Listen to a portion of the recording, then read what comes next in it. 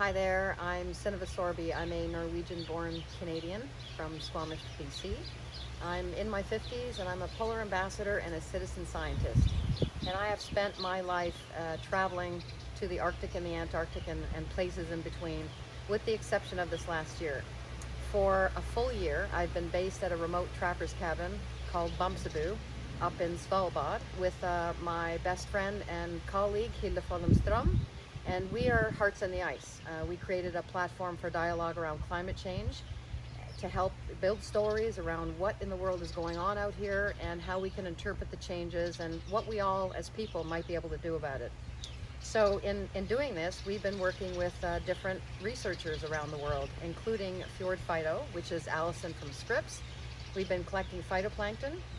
We did that as much as we could throughout the year. As a matter of fact, in this styrofoam box, which has been frozen, came all the way from Svalbard to Norway, mainland Norway, and now I'm in Canada, and this will get shipped further to the US to go to Allison. There are about 21 phytoplankton samples in here.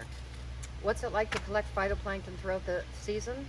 We have three main modes of transportation. One is a boat with a motorized boat, one is a kayak, and the third is a snowmobile. So we take the phytoplankton collecting and storing pretty seriously, because we understand that represents such a high degree more than a rainforest in terms of oxygen in our atmosphere. And so although it's a microscopic thing that we can barely even see, it's a very important part in the link of changes and disruption in our ecosystem. So we'll put the net behind us in a motorized boat or the kayak. We'll pull it, pull the net up in the boat, and then take the liter bottle from there, put the lid on it, bring it back in the hut, and then we filter it.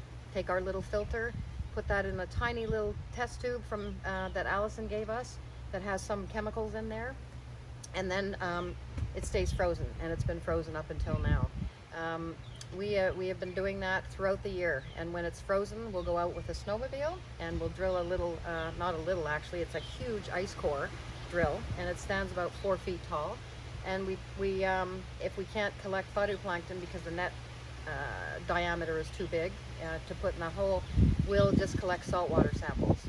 So we've been active with this. We also have been using a drone in a pre-programmed flight, so we think there might be even some collaboration between collecting the drone imagery and what we might get from surface temperature, both on the ice and on land. So follow us, and a shameless plug for our project. Our book's coming out, so go to heartsontheice.com and you can pre-order it on our shop page.